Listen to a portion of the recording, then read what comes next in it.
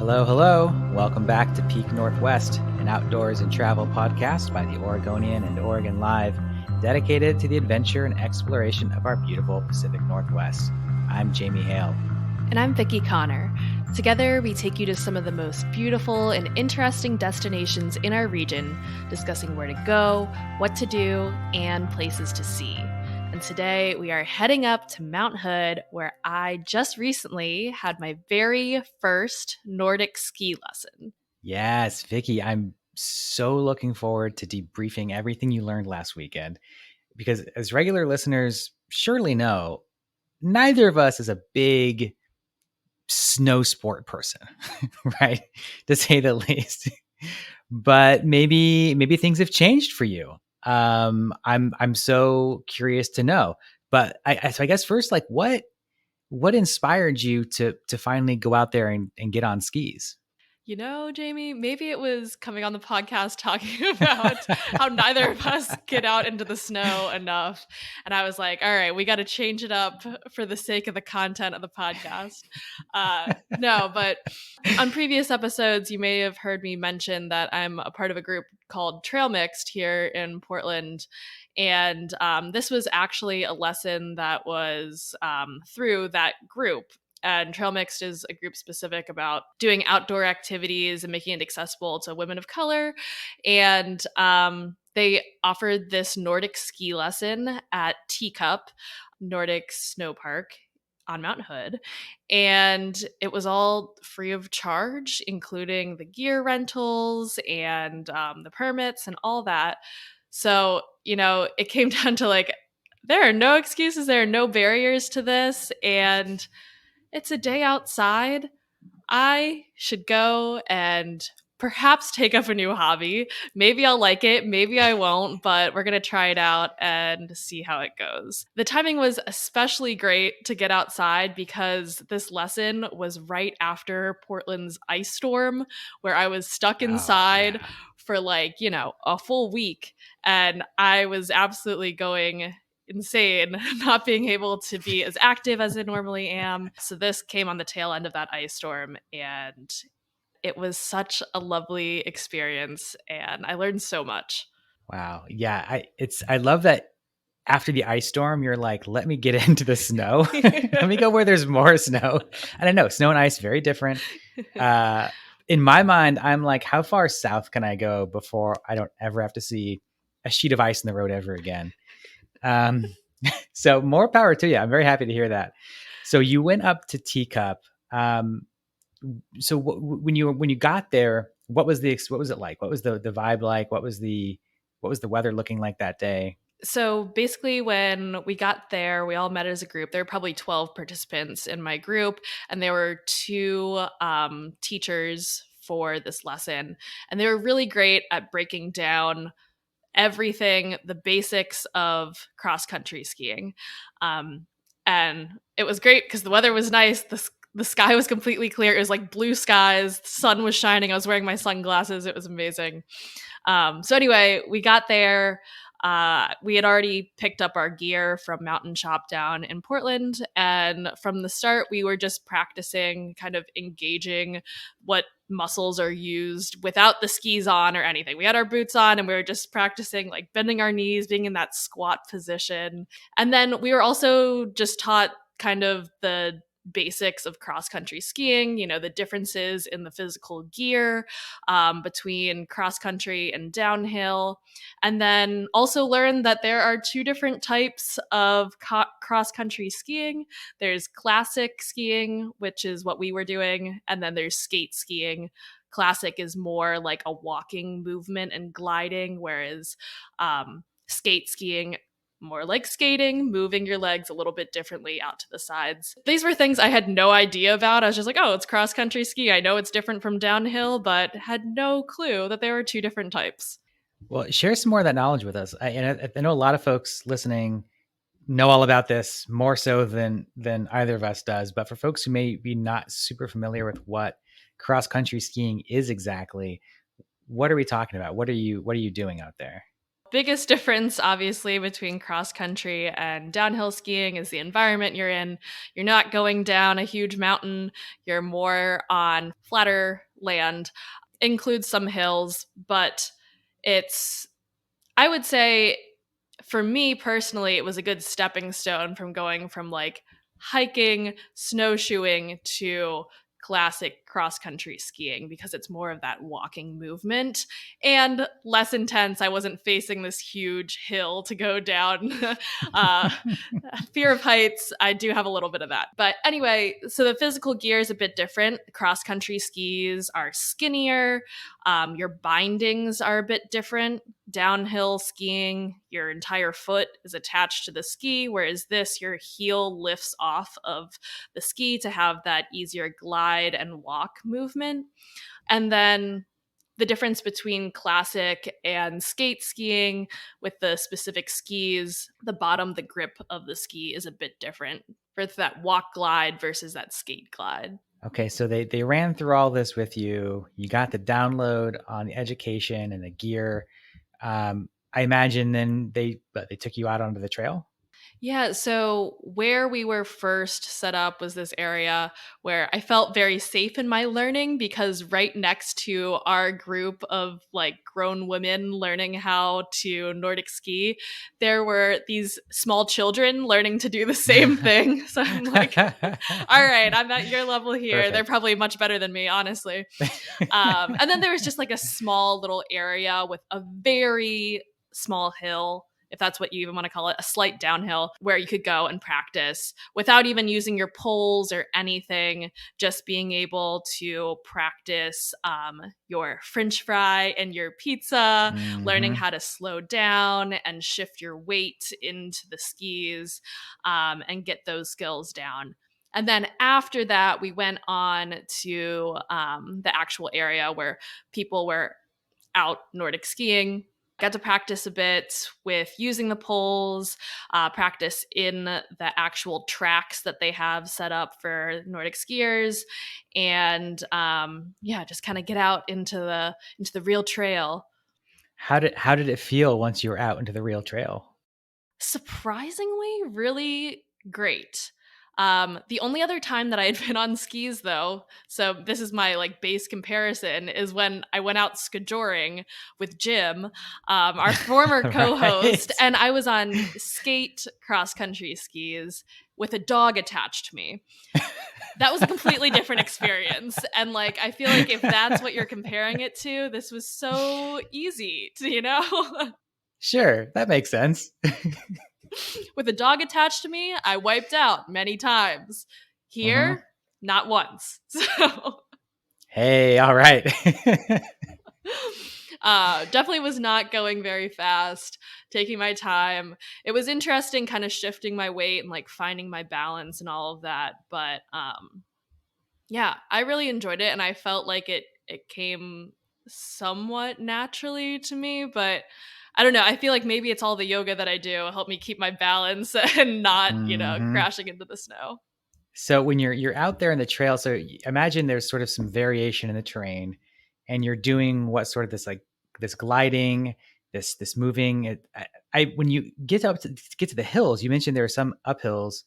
Is that more of a walk, or do you like let your momentum carry you up the hill? Is that even possible? I don't know. That's a great question. I will say cross country skiing, even though I haven't been downhill skiing, cross country was a workout. I will Mm, tell you that the next day my legs were so sore. And that's why I kind of compare it to this progression of hiking and snowshoeing and then this cross country skiing. You're moving with your skis, but it's almost like that hiking motion hmm. Was it so when you it was your legs that you mostly felt sore in, right? Did you for have any other sure. issues physically with like the gear or like the motions? I will say it was pretty hard to learn how to turn, and that's something that I will still need work on. Is kind of when you're turning, the difference with cross country skis rather than downhill. So I'm told is that you're literally picking up your feet and slightly moving to the side, whereas with turning and downhill skiing, you're shifting your body and going side to side, and not actually picking up your skis. So you're doing a little waddle, it sounds like. Exactly. I think once you're in tune with those movements, less waddle Mhm. and more streamlined, but I was definitely doing the waddle. How was it doing this with a group of people? Because I can imagine like it could be really nice to have some people around. I could also imagine it could be a little, nerve-wracking to have other people around. What was that like for you?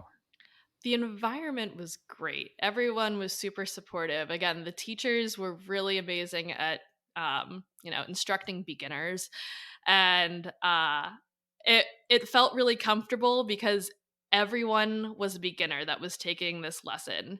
Some people had maybe done it once or twice, but everyone was pretty darn new to cross country skiing. And so, even in the practice tiny little hill, people were completely falling down and whatever, but everyone was just laughing and having a good time. There's no competition. The energy was great. I'm so happy to hear that.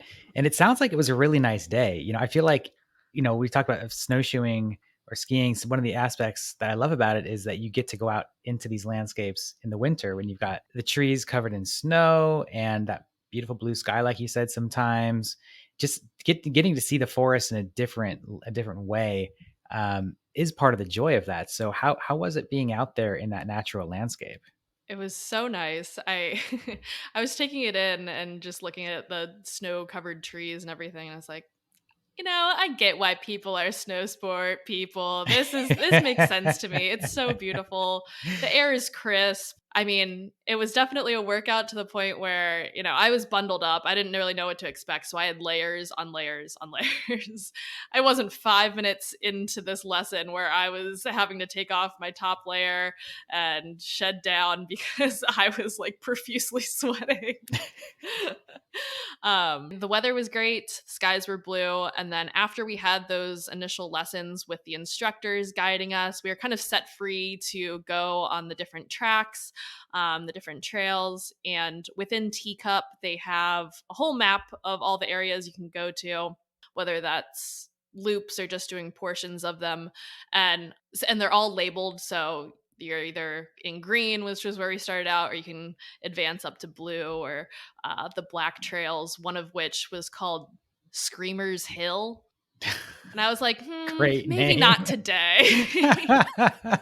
What is the day that is the right day to go up a place called Screamers Hill? They got to rename that. Come on.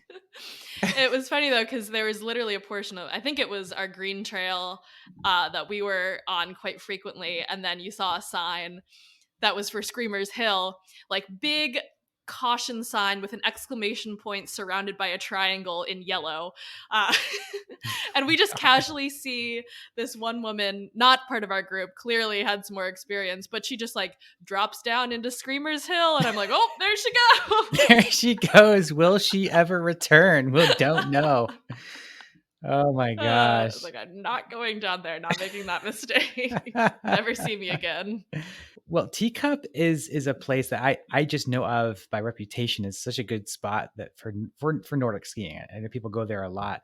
Did you find out any more about what Teacup is like? I know you went there with a group, sort of a different situation, but if folks wanted to go there on their own, what kind of resources are available to them there? Yeah, so after this lesson, I had such a great experience that I was looking on their website to take further lessons and advance a bit. They do offer lessons for adults from like intermediate beginner on.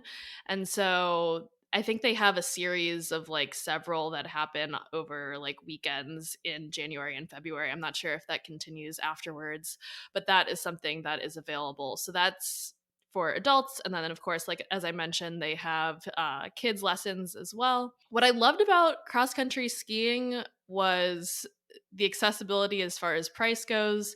If we had paid for our gear through Mountain Shop rental for 2 days, it was like 30 or 35 bucks. And then a daily pass to Snow Park was, I believe it was like 20 or 25 bucks. So pretty affordable comparing to, a lift ticket. Hmm. Do they have a gear rental there at Teacup as well? looks like they don't have that available at Teacup, but they're, obviously great options in Portland to grab that gear and then head up the mountain. So lots of good opportunities for folks who want to do some cross country skiing or learn how to do it.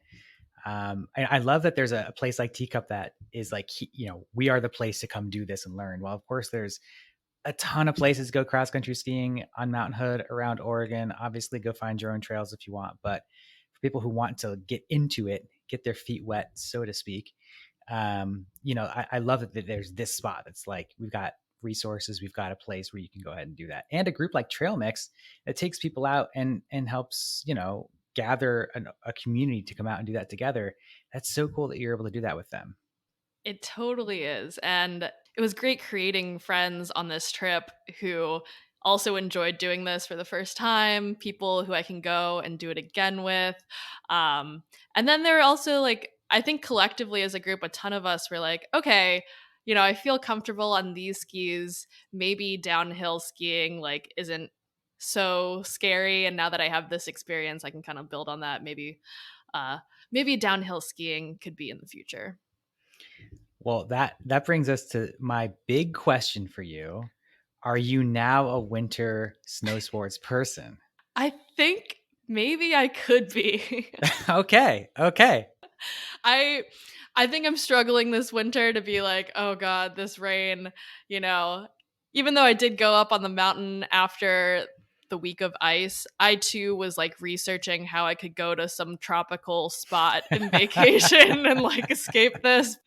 What Mount Hood needs more of is hot tub and sauna culture. I know that Timberline Lodge, we're getting off topic and I recognize that, but I know that Timberline Lodge has a heated pool for guests, but we need a place to go to on Mount Hood where you can have a nice view, sit in a hot tub, go get a steam. Like, why don't we have this here? If anyone from Mount Hood is listening, I think this is a good business idea and I think you should do it. Because we need something, right? And for people who don't enjoy downhill skiing, or for people who don't enjoy any kind of skiing, I like to get up to the mountain still. Let's get a nice like hot beverage and hot pool situation going. For sure, for sure. I was just watching a video the other day. It was like normalize being the person that stays behind and is not convinced to do snow sports as your friends Mm, go out to the mountain. I'll be here like baking, watching the snow, and enjoying the hot yes, tub. yes, that's me. That's me. I'll make everyone cookies Yeah, and hot chocolate. I'm cool with that. You know, that's sleep in, get in the hot tub. There's all kinds. yes. That said, Vickie, I am excited to hear that you're finding a new activity that you enjoy doing. I'm really happy to hear you had a good time on skis. Thank you. Was I not convincing enough, Jamie, that like maybe you would enjoy this as well? I've thought about it before. Like you, I've thought about that hiking, snowshoe, cross country skiing progression. Mhm. I didn't love snowshoeing so much that I was like, I wish I was on skis. Mm. I think I could be talked into it pretty easily if I had one friend who was like, "We're going. Here's the time. Here's the date. It's gonna be fine. Let's go." I think I would do it. I'm Yeah. just not gonna make that choice myself. I think probably is where I'm at. Fair enough. Yeah. Given my circumstances and the opportunity to do this, like I had to do it. Hmm. Um I hope that maybe you will one day also enjoy this as well. Time will tell. Time will tell. If anyone wants to try to convince me, I'm open to those attempts. We'll see. Well, last thing I want to kind of address is that one thing that was on my mind in participating in this event, I had never driven up to Mountain Hood in like snowy conditions before. And I've got to say, even with like the right equipment and for my car and all that, I was still very nervous driving up Mountain Hood because they had plowed it, they had salted the roads and everything getting up there. But it wasn't completely just clear road. You were still like on some type of snow or ice. And I was just, oh, my heart was beating out of my chest doing this for Oh the first no. time. all that is to say, if you're traveling up in similar conditions, or like, checking Department of Transportation's website to make sure that the day that you go, you have either snow tires or chains to make your way up the mountain safely. Tripcheck.com is where you should go for ODOT information. And having tire chains or proper tires, or a car with good 4-wheel drive, or all of those things, always good to have. And your winter supplies. It's a good opportunity. I appreciate you bringing this up, Vickie. A good opportunity to remind folks, as we do every winter, don't go driving those crazy back forest roads this time of year. People do. They get stuck. You can go back and listen to the interview we had with a guy who got stuck up there. It's bad. So don't do that. Stick to the main roads, bring your supplies, have a nice time. Do everything you can to make sure you have a nice time and not a horrible time. Sounds like you had a great time, Vickie. So congratulations on doing everything right. Thank you very much. Made it up and down driving on that highway completely safe, and would do again. Well, I can't wait to hear about it. If you do it again, I can't wait to hear more about it. Especially if you decide to upgrade to any downhill Oh one of my these gosh. days. Still, yeah. It makes me a little nervous to think about, but not Rightfully so. completely out of the picture. Well, I understand all about that Yeah. apprehension. Well, folks, that will do it for us today. Until next time, you can watch all our videos on the Oregonians YouTube channel and view all of our travel and outdoors coverage on OregonLive.com/travel, as well as HereIsOregon.com. Please leave us a rating or review if you enjoy the show. And if you want to support this podcast as well as our local journalism, please consider a subscription to Oregon Live. You can find details at OregonLive.com/pod support. Also, if you're a fan of the show and you're interested in potentially sponsoring it, you can get in touch with our marketing people at advertise@oregonian.com. This episode of the show was produced by me, Vickie Connor, alongside Jamie Hale. Stay safe and happy travels, everyone. Until next time, we leave you with this 10 seconds of Zen.